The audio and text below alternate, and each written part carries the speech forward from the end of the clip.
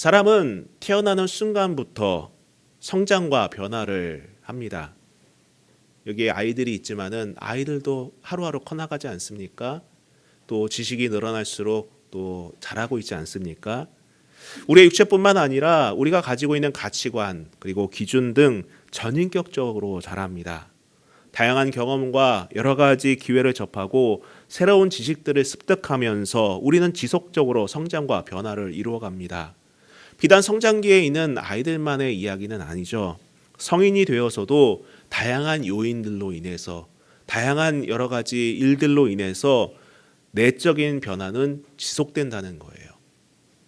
근데 여기서 중요한 것은 그 성장과 변화가 어떤 방향으로 일어나고 있느냐입니다. 여러분께 일어나고 있는 성장과 변화는 어떤 방향으로 가고 있습니까? 어떤 방향을 향해 변화가 일어나고 성장을 해 나가고 있습니까? 오늘 성경은 바울이 받는 재판들 가운데에 사도행전에 기록된 가장 마지막 재판입니다.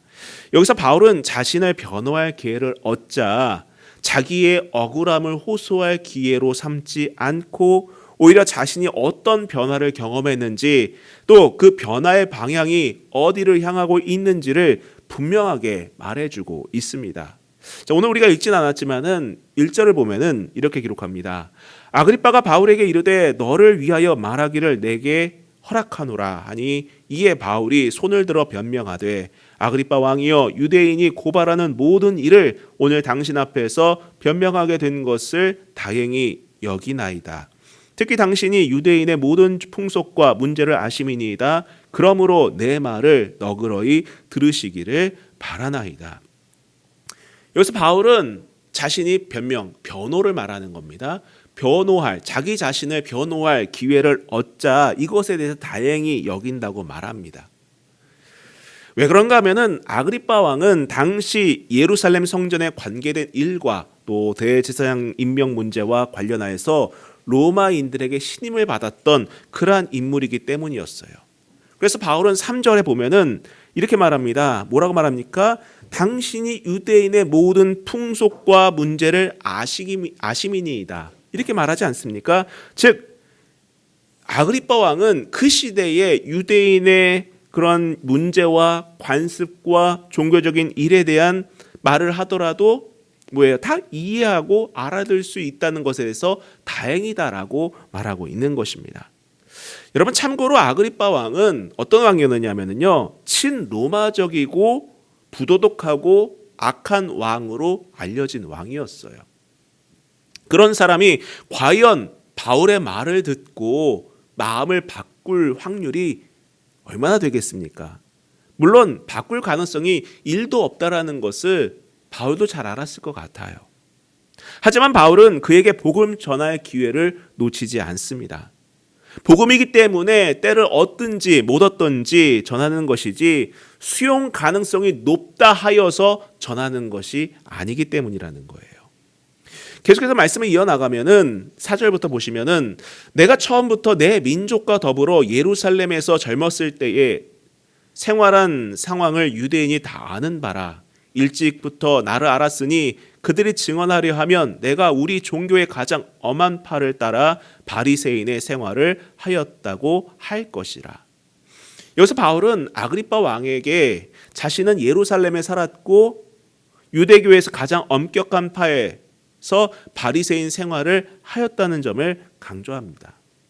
참고로 그 당시 바리새인은 이스라엘 전체 인구 가운데에 대략 6,000명 정도밖에 되지 않는 소수의 인원이었어요.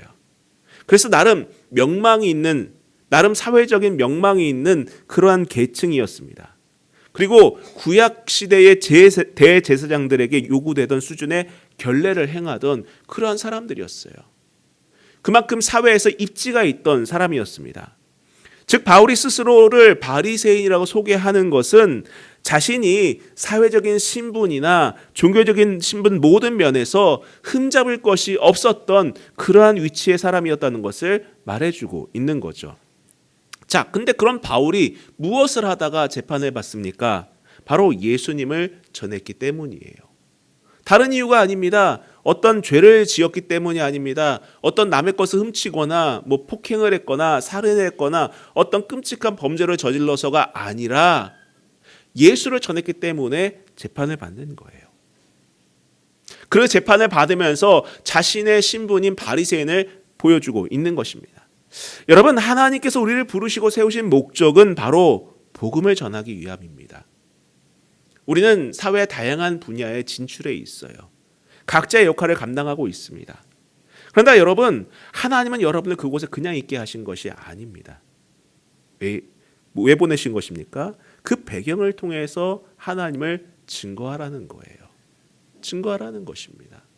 내가 어떠한 일을 하든지 간에 어떠한 상황에 놓여 있든지 간에 그 안에서 복음을 전하라. 그래서 우리를 보내셨다는 것을 여러분 믿으시기를 바랍니다. 자, 이 바리새인이라는 배경을 갖고 있는 바울은 그러면 예수님을 만나기 전에는 어떤 삶을 살았는가? 자, 9절부터 한번 보시기 바랍니다. 바로 나도 나사렛 예수의 이름을 대적하여 많은 일을 행해야 될 줄 스스로 생각하고 예루살렘에서 이런 일을 행하여 대제사장들에게 권한을 받아가지고 많은 성도를 옥에 가두며 또 죽일 때에 내가 찬성 투표를 하였고 또 모든 회당에서 여러 번 형벌을 하여 강제로 모독하는 말을 하게 하고 그들에 대하여 심히 격분하여 외국 성에까지 가서 박해하였고 그 일로 대제사장들의 권한과 위임을 받고 다메섹으로 갔나이다. 여기서 바울은 자신이 지난 날 자신이 얼마나 그리스도인들을 핍박했는지를 말해줍니다. 우리도 성경을 읽어봐서 아시겠지만은 바울은 태어나면서부터 하나님 사랑하고 예수 믿는 것에 대해서 기뻐하고 그랬던 사람이 아니에요. 엄청나게 핍박을 했던 사람이었습니다. 왜 이런 일을 자행한 것입니까? 그가 폭력을 좋아해서입니까? 그냥 이유도 없이 믿는 게 싫어서입니까? 아니죠. 9절에 잘 나와 있습니다. 바로 예수님을 만나기 이전에는 바울은 그리스도인들이 유대교에 반항하는 것이 하나님께 반항하는 것이라고 여기고 그것은 곧 하나님 나라 오는 것을 지연시키는 행위라고 간주하여서 나사렛 예수의 이름을 대적하여 많은 일을 행해야 될 줄로 스스로 생각했기 때문입니다. 예수를 핍박하는 것, 예수 믿는 사람들을 핍박하는 것이야말로 하나님을 위한 열심이라고 바울은 생각했기 때문이라는 거예요. 다른 이유가 아닙니다. 그는 열심은 내었지만은 하나님을 위한 열심을 낸다고 생각을 했지만은 그래서 믿는 사람들을 핍박했지만은 오히려 그것이 잘못된 일이었다라는 거죠. 여러분, 우리도 잘못된 열심을 경계해야 됩니다. 역사를 살펴보면 여러분, 종교라는 미명하에 자행됐던 폭력들이 참 많습니다. 우리가 대표적으로 잘 알고 있는 사건들, 늘 강조하는 부분들 가운데 무엇이 있습니까? 십자군 전쟁 있잖아요. 종교적인 미명하에서 군대를 일으키고 많은 학살과 전쟁 이런 것들이 일어났던 것 아니겠습니까? 또 2차 세계대전이 일어나기 전에 유대인 혐오와 이후 유대인 학살이 왜 일어난 것입니까, 여러분? 그냥 히틀러가 난 유대인이 싫어 이래서가 아니라는 거예요. 이래서가 아니라는 겁니다. 왜 독일 교회가 유대인 학살하는 것에서 왜 찬성했다고 생각하십니까? 종교적인 미명하에 행했던 폭력들이라는 거예요. 저 유대인들은 예수를 죽인 자들이다. 그래서 죽어 마땅하다. 이렇게 생각해서 자행했던 폭력들 아니겠습니까? 그건 오늘날 다릅니까, 여러분? 교회와 신앙이라는 미명하에 자행되는 정치적인 행태들이 일어나고 있잖아요. 교회 안에서도 여러분 갈라진다라는 거예요. 어떤 교회는 어떤 당을 지지하고 또 어떤 교회는 또 어떤 당을 지지하고 그럼 뭐가 맞냐라는 것입니다. 여러분, 과연 예수님이 이 땅에 오신다면 예수님이 어느 당을 지지하실 것 같습니까? 어떤 정치인을 지지하실 것 같습니까? 이게 정말 잘못됐다라는 거예요. 여러분, 교회 안에서도 열심을 내지만 그 열심이 오히려 다른 사람들에게 상처를 준다면은 또 남을 정죄하는 근거가 된다면 그것 역시도 잘못된 종교적인 열심이 아닐까 생각을 해볼 필요가 있다는 거죠. 자, 아무튼 그랬던 바울이 예수님을 만나서 변화를 경험합니다. 13절을 보시면은 왕이여 정오가 되어 길에서 보니 하늘로부터 해보다 더 밝은 빛이 나와 내 동행들을 둘러 비추는지라 우리가 다 땅에 엎드려짐에 내가 소리를 들으니 히브리 말로 이르되 사울아 사울아 내가 어찌하여 나를 박해하느냐 가시체를 뒷발질하기가 내게 고생이니라. 자, 여기서 우리가 조금 이해하기 어려운 표현이 등장을 하죠. 가시체 뒷발질하기에 내게 고생이니라. 이게 도대체 무슨 말이냐? 참고로 여러분, 가시체라는 말은 소나 가축 등을 몰기 위해서 사용하는 뾰족한 막대기예요. 가시처럼 만든 막대기입니다. 자, 그 가시체를 뒷발질한다는 것은 내게 고생이다라는 표현은 여러분, 우리가 이 성경으로는 이해하기 어렵다면 세 번역을 보시면 돼요. 자, 세 번역에 뭐라고 되어 있느냐? 가시도 친 채찍을 발길로 차면 너만 아플 뿐이다. 이해가 잘 되죠? 그렇지 않습니까, 여러분? 뭐 쉽게 표현하면 여러분 여기 장의자가 있어요. 여러분 발로 한번 차보시면 어떻겠습니까? 장의자가 아픕니까? 내 발이 아픕니까? 내 발이 아픈 거예요. 그렇죠? 당연하게도 여러분 뭐 채찍 같은 거, 가시체 같은 이런 좀 뾰족한 것들이 있을 때 그걸 내가 발로 찼습니다. 그러면은 그 가시체가 부러지는 것이 아니라 내 발이 아픈 그런 표현이라는 거예요. 즉 이 말은 바울이 그리스도를 믿는 자를 핍박하는 일에 죄의식과 양심의 가책을 받고 있음을 의미하는 내용이라는 것입니다. 비록 바울이 내가 하나님을 위해서 이 사람들을 핍박할 거야 라고 말을 하고서는 사람들을 막 핍박하고 고분하고 학대하고 죽이고 했는데 결국 그 마음에 뭐예요? 양심의 가책을 느끼고 있었다라는 그러한 표현이라는 것입니다. 그래요. 아마도 그는 믿는 사람들을 핍박은 하고 있었고 종교적인 열심은 내었지만은 그 내면에는 그 일 때문에 오는 공허함과 양심의 가책을 받고 있지 않았는가 생각해 볼 수 있다는 것입니다. 스데반이 복음을 전하는 것을 들을 때에도 그는 비록 그 스데반이 죽는 것에 대해서 옳다고 생각은 했지만 한편으로는 그 말씀 때문에 마음에 그 내면에 번민이 일어나고 있었다는 거예요. 또 어떤 성경학자는 이렇게 표현합니다. 이 가시체를 뒷발질하기가 내게 고생이다. 이 표현이 관용적 표현이다라고 말하는 분들도 계세요. 어떤 표현이냐면은 하나님 뜻과 정반대로 행하고 있다는 것을 강조하는 내용이다. 이 내용이라고 말하는 사람도 있습니다. 아무튼 여러분, 나를 위한 열심은요 어찌됐든 간에 오래가지 않습니다. 오래가지 않을 뿐더러 자기 자신에게 상처가 될 뿐이라는 거예요. 우리 안에, 이 교회 안에서도 다양한 봉사가 있습니다. 아이를 가르치기도 하고 식사를 준비하기도 하고 그 식사를 정리하기도 합니다. 다양한 봉사들이 있어요. 근데 그런 섬김과 열심과 봉사가 여러분 어느 방향을 향해 나아가고 있는지를 분명하게 정립하고 하시기를 부탁드립니다. 나를 위해서 하는 것은요, 여러분 오래가지 않습니다. 제가 부교육자로 여러 교회를 섬겨봤지만은 자기 자신을 위해서 누군가에게 인정받기 위해서 교사하고 성가대하고 식당 봉사하는 것은요 결국 분란이 일어나고 다툼이 일어나고 싸움이 되는 것밖에 되지 않더라고요. 결국 본인만 상처가 되는 거예요. 가르칠수록 본인이 상처가 되고 찬양할수록 본인이 상처가 되고 그렇지 않습니까? 봉사할수록 청소할수록 자기 자신이 상처가 된다면 그게 과연 바른 섬김의 모습이겠습니까? 결국 그렇지 않죠.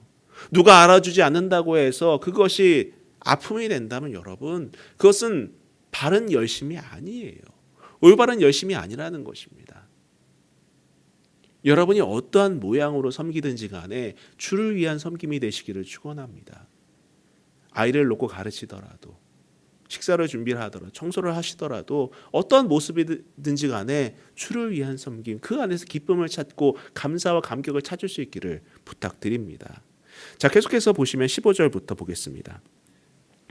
내가 대답하되 주님 누구시니까? 주께서 이르시되 나는 내가 박해하는 예수라. 일어나 너의 발로 서라.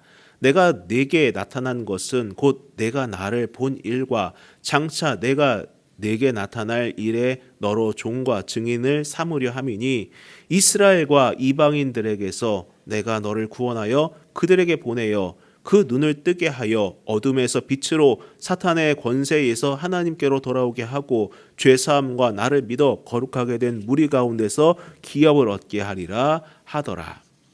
자, 여기서 바울은 그 일생일대의 큰 변화를 경험합니다. 이 결정적인 사건은 아주 특별한 만남을 통해서 일어나는데 바로 예수님을 만나는 것을 통해서 변화가 일어났다라는 거예요. 예수님을 만나는 것을 통해서 변화가 일어났다는 것입니다. 여러분, 살면서 누구를 만난다는 것은 중요합니다. 사람은 만남을 통해서 변화를 경험해요. 누구를 만나느냐에 따라서 인생의 터닝 포인트가 결정되기도 합니다. 예전에 뉴스를 보는데 그러한 것을 봤어요. 어떤 범죄자가 교도소에 있다가 나와서 더 큰 사기를 친 거예요. 근데 왜 그런 큰 사기를 쳤냐 봤더니 그 교도소 안에서 그거에 관련된 사람을 만나서 같이 작당을 했다는 겁니다. 같이 작당을 해서 우리가 교도소 나가면은 이러이러한 범죄를 저지르자 모의를 하고 했다는 거예요. 잘못된 만남이죠. 말 그대로 잘못된 만남이죠. 반면 어떤 사람은 어떤 만남을 통해서 인생의 방향이 바뀌기도 합니다. 삶의 동기를 얻기도 하고요. 인생의 귀한 터닝 포인트를 경험해서 성장하고 자라고 빛으로 나아가는 사람도 분명 존재한다는 거죠. 여러분, 진정한 변화는 예수를 만남을 통해서 일어나는 것입니다. 예전에 제가 말씀드렸다시피 우리는 누구나 예수를 만나는 계기가 필요해요. 우리의 눈으로 직접 보지 않더라도 그러한 만남을 경험하는 계기가 필요합니다. 저는 비록 어려서부터 교회는 다녔지만은 믿음이 생기질 않았었어요. 신앙이 없다고 해도 무방할 정도로 믿음이 있질 않았었던 것 같습니다. 그러던 제게 이 말씀을 보면서 큰 만남이 있었어요. 저 역시도. 어떤 질문이 들어갔냐면은 나라는 인간도 변화되기 진짜 어려운데 아무리 옆에서 말을 해도 내가 변화하지 않는데 과연 이 바울이라는 사람 또 이 사도행전에 기록된 이 사람들이 만약에 예수를 만나지 않았다면 이러한 변화를 경험할 수 있었을까? 그런 의문이 이 마음 가운데 일어나더라고요. 우리 그렇잖아요, 여러분. 사람이 잘 바뀝니까? 사람 잘 안 변해요. 안 변합니다. 여러분이 사회에 나가서 보시면 아시겠지만은 사람이 잘 안 변합니다. 큰 병에 걸려도요, 잘 안 변해요.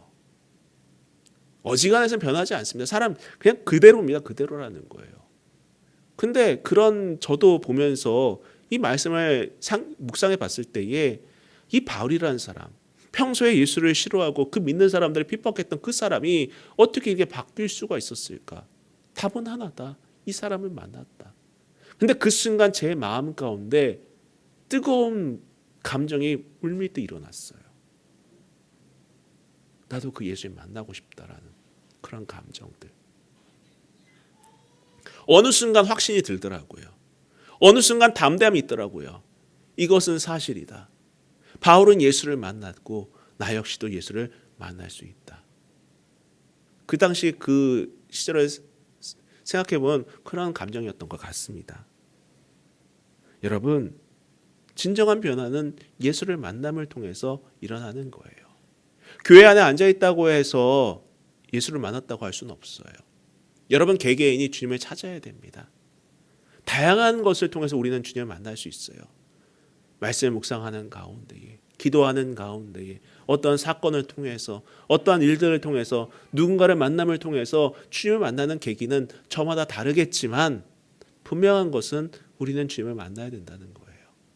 그 만남을 통해서 우리는 변화될 수 있습니다. 특별히 주님은 바울에게 이렇게 말씀하십니다. 뭐라고 말씀하십니까? 내가 나를 본 일과 장차 내가 내게 나타날 일에 너로 종과 증인을 삼으려 함이니. 자, 이 말은 바울이 앞으로 감당해야 할 사명으로 부르셨다는 거예요. 그렇습니다. 바울의 변화는 분명한 목적과 방향이 있는 변화였어요. 분명한 목적과 방향이 있는 변화였습니다. 여러분, 우리가 예수님을 만나 온전한 변화를 경험해야 되는 이유가 바로 여기에 있습니다. 우리가 주님을 만났다는 것은 단순히 나의 필요를 채우고 건강을 회복하며 경제적으로 여유가 있는 데만 있지 않나요? 결코 그렇지 않습니다. 주님은 우리를 종과 증인으로 부르셨고 그런 방향으로 나아가기를 원하고 계시다는 겁니다. 여러분, 우리의 방향을 분명하게 설정할 수 있기를 부탁드립니다. 자, 그리고 17절에 보면은 예수님께서 바울을 어디로 구원하셨다고 하십니까? 놀랍게도 이스라엘과 이방인에게서라고 하십니다. 여러분, 이스라엘과 이방인에게서 부르셨다. 그 안에서 구원하셨다. 이게 무슨 말을 하는 것이죠? 여러분, 이스라엘은 무엇을 상징하는 것입니까? 당시 유대교의 종교 권력을 상징합니다. 여러분도 아시다시피 바울이 왜 유대인에게 핍박을 받았습니까? 바로 이 부분 때문이었다는 거예요. 바로 이 부분 때문이었습니다. 유대인들은 이미 구원을 받았다고 생각을 했는데 그렇지 않다고 말하니까는 그래서 핍박받는 거예요. 바울이 그랬던 것처럼 표면적 종교적인 열심이 그들을 구원하지 못했을 뿐더러 오히려 구원을 받아야만 하는 입장이라는 것입니다. 여러분, 이 부분을 좀 더 진지하게 생각해 볼 필요가 있습니다. 예수님은 바울을 유대교로부터 부르셨습니다. 그리고 하나님께서는 종교 개혁을 통해서 카톨릭에서 부르셨어요. 자, 그러면 지금은 어떻습니까? 과연 하나님은 어디로 부르시고 계실까요? 매너리즘에 빠진 이 신앙 가운데서 주님은 우리를 풀고 계시지 않을까? 우리 한번 그분의 음성을 귀 기울여 봐야 되지 않겠습니까? 또한 예수님은 이방인에게서라고 하셨는데 이방인은 무엇을 상징합니까? 바로 당시 세속적인 문화를 상징하죠. 자, 정리하자면 주님께서 바울을 구원하셨다고 하실 때에 이스라엘과 이방인은 곧 종교적인 행위와 세속적인 문화로부터 구원하여 내셨다는 것입니다. 자, 그러면은 오늘날 예수님은 우리를 무엇으로부터 구원하려고 하실지 곰곰이 생각해 볼 수 있기를 바랍니다. 과연 주님은 우리를 무엇으로 구원하려고 하실까? 자, 이제 바울은 다메섹 도상에서 부활하신 예수님을 만난 후에 주님으로부터 받은 사명을 지금까지 신실하게 지켜왔다고 말합니다. 그가 전한 복음은 하나님께로 돌아와 회개에 합당한 삶의 열매를 맺으라는 거예요. 자, 19절부터 보겠습니다. 아그리빠 왕이여, 그러므로 하늘에서 보이신 것을 내가 거스르지 아니하고 먼저 다메섹과 예루살렘에 있는 사람과 유대 온 땅과 이방인에게까지 회개하고 하나님께로 돌아와서 회개에 합당한 일을 하라 전함으로. 이것이 바울이 전한 복음의 핵심 메시지예요. 여기서 회개하고 하나님께 돌아와서라고 말하지만은 사실 회개하다라는 메타노에오라는 말이에요. 그리고 하나님께 돌아오라라는 건 에피스트레포라는 말인데 서로 다른 의미가 아니라 같은 의미로서 회개의 중요성을 강조하는 말입니다. 그리고 바울은 회개만 강조하는 것이 아니라 회개에 합당한 행위도 같이 강조하고 있는 거예요. 그렇습니다, 여러분. 회개는 회개에 합당한 행위를 동반합니다. 믿음도 믿음의 근거가 되는 행위가 뒤따라야 하는 거예요. 여러분, 우리가 구원에 대한 오해가 있는데 하나님 구원받았는데 왜 저 사람 저렇게 사나 이렇게 말할 수 있지 않습니까? 여러분, 그것은 구원이 일시적이냐 과정이냐 그럼 뭐지? 어떤 게 중요하냐 이렇게 오해할 수 있는데 여러분, 구원은요 반드시 행위가 뒤따르기 마련이라는 거예요. 구원받은 사람은요 구원받은 삶을 살아낼 수밖에 없습니다. 제가 늘 흔히 예를 드는 예시가 있지 않습니까? 남녀간의 사랑을 한번 보시기 바랍니다. 한참 사랑에 빠진 남녀를 보세요. 어떻습니까? 사랑하면은요 사랑에 빠지는 순간 사랑하는 행위를 할 수밖에 없다는 거예요. 늘 그 사람을 생각하고 늘 상대방을 위한 삶을 고민하면서 내가 어떻게 하면 저 사람을 기쁘게 해줄 수 있을까? 내가 어떻게 하면 저 사람을 행복하게 해줄 수 있을까? 이런 고민하지 않습니까? 또 부모와 자녀의 사랑 그렇잖아요. 부모가 자녀를 사랑할 때에 일반적인 사랑을 갖고 이 자녀를 바라봤을 때 어떤 사랑을 합니까? 자녀가 태어났을 때 그 태어난 순간부터 내가 이 아이를 위해서 무엇을 해줄까? 내가 이 아이를 위해서 내가 어떻게 할까? 내가 앞으로 이 아이를 위해서 어떠한 삶을 선택해야 될까? 이런 고민하잖아요. 똑같다라는 겁니다. 구원받은 사람은요 하나님과 사랑에 빠진 것과 같다라는 거예요. 주를 위해 내가 무엇을 할까? 내가 어떻게 하면 그분을 기쁘시게 하는 삶을 살아낼 수 있을까? 이런 거라는 것입니다. 바울은 자신을 만나주신 예수님과 그분이 하신 말씀과 주신 사명이 바울 자신의 인생의 방향과 내용을 결정했던 것입니다. 여러분, 우리가 믿음을 갖는 그 순간부터, 예수를 나의 구원자이시자 구주로 모시는 그 순간부터 우리의 삶의 방향과 그 내용은 분명하게 정해질 수밖에 없습니다. 주님을 향해 나아갈 수밖에 없다는 거예요. 여러분이 어떠한 삶의 현장에서 일을 하든지 간에, 어떠한 모습으로 살아내든지 간에 나의 방향, 우리의 방향은 주를 향할 수밖에 없다는 것입니다.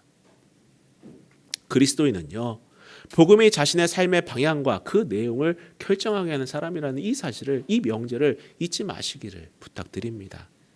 자, 21절부터 읽어보겠습니다.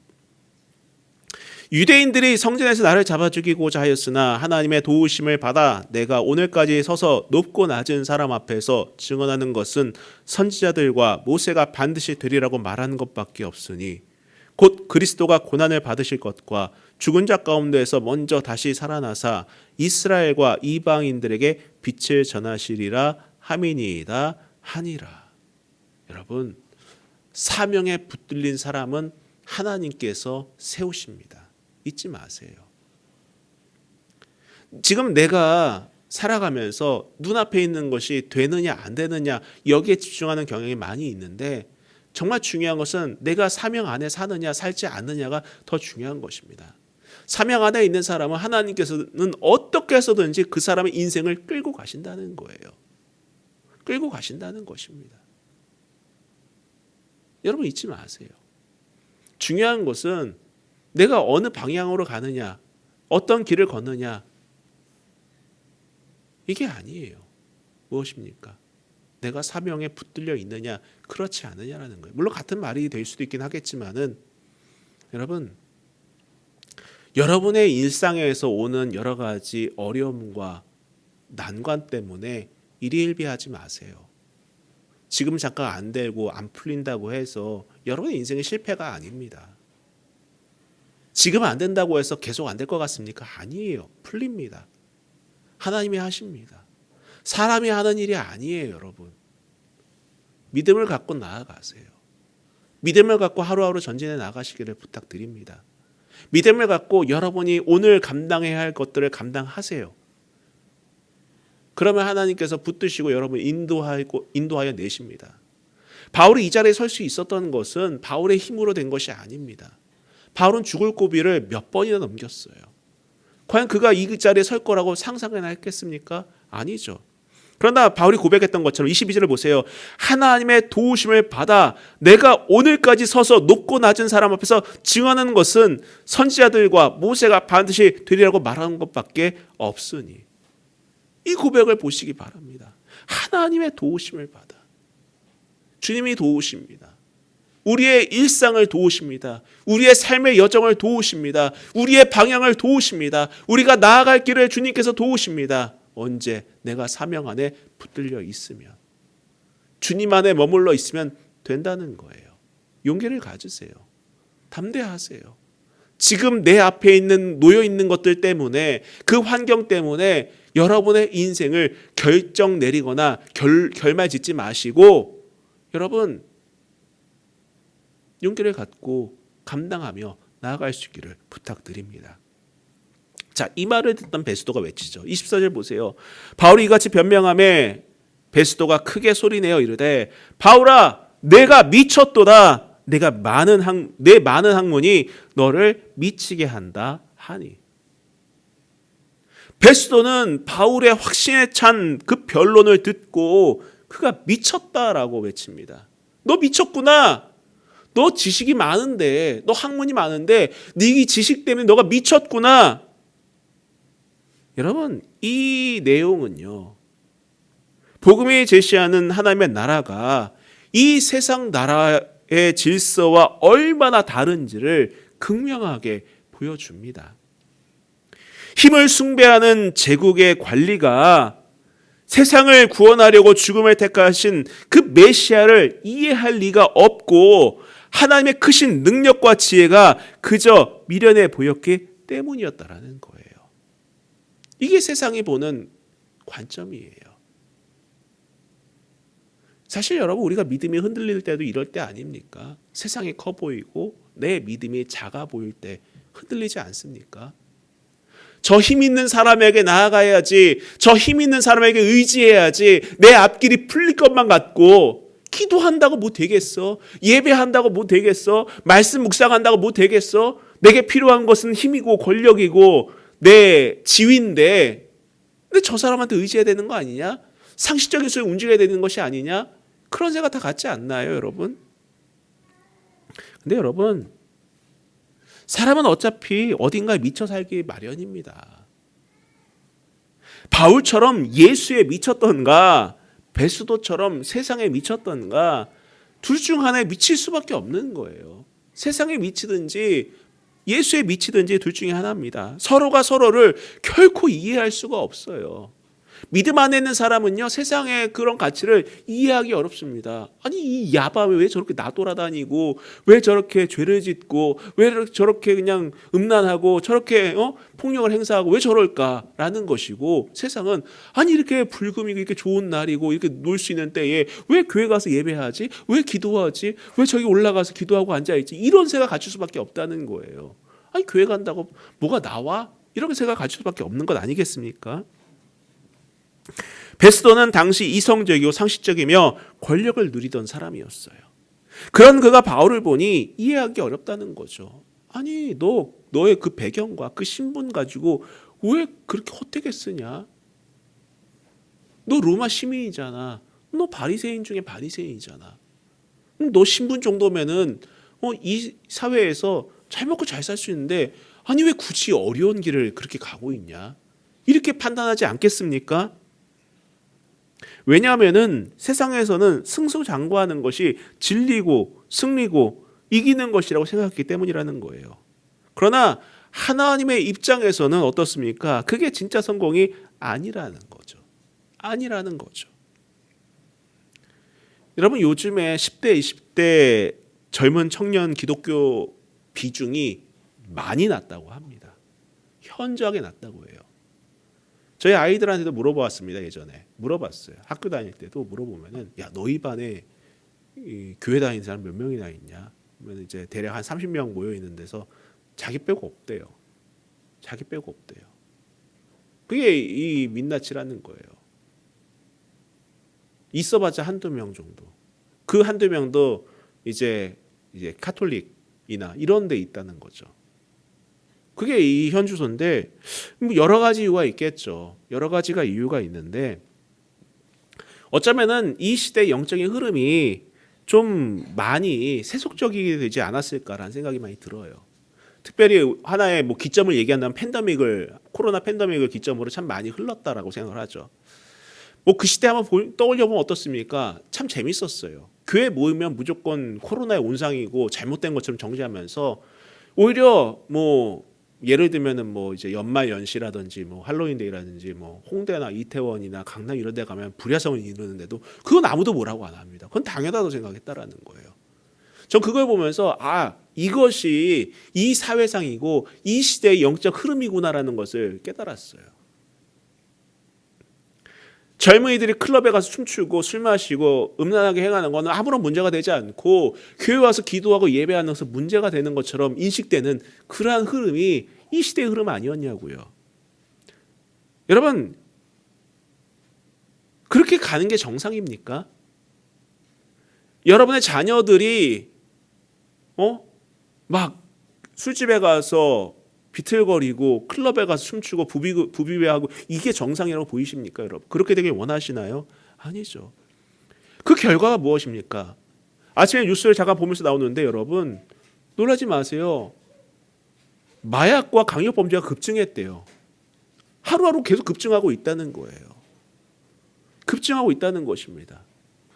청소년들이, 청년들이, 젊은이들이 마약에 노출되고 폭력에 노출되고 음란에 노출되고 그러한 시대로 우리는 살아가고 있다는 거예요.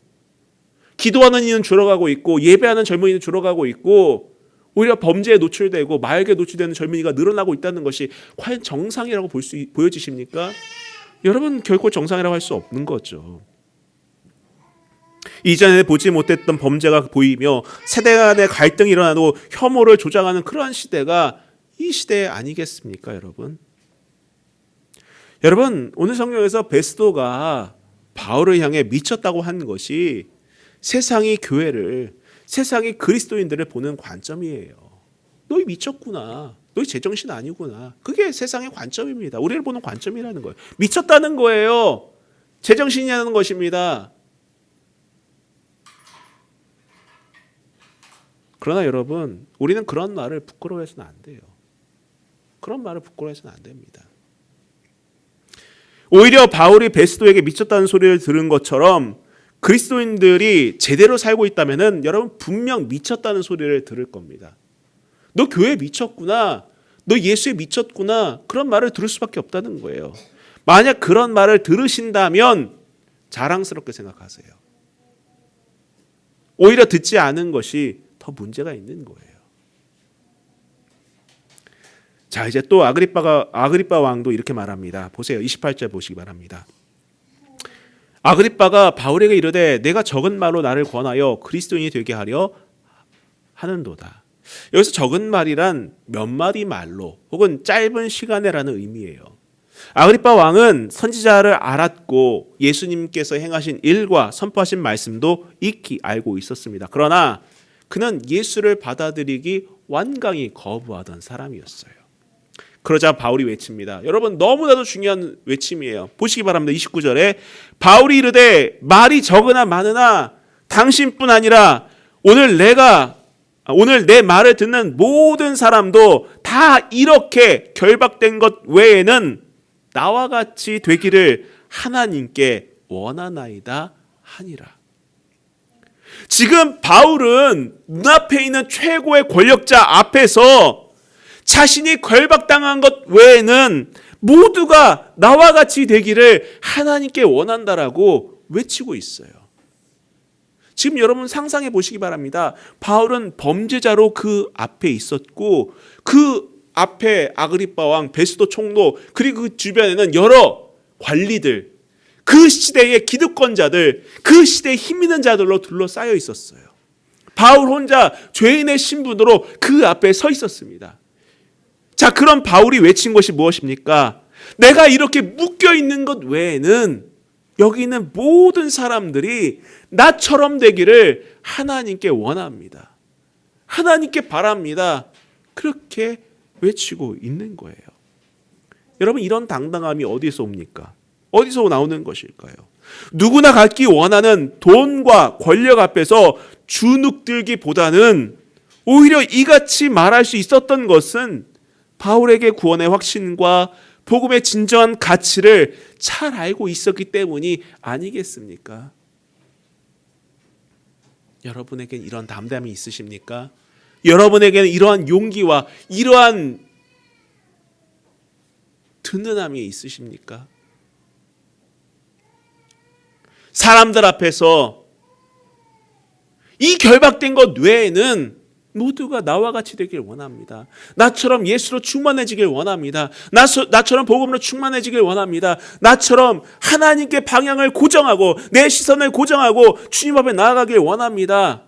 이러한 선언 하실 수 있습니까? 그렇게 되길 축원합니다. 그런 용기를 가지시길 축원합니다.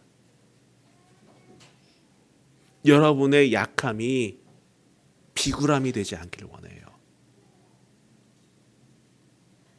여러분의 결핍이 열등감이 되지 않기를 원합니다. 당당함이 되세요.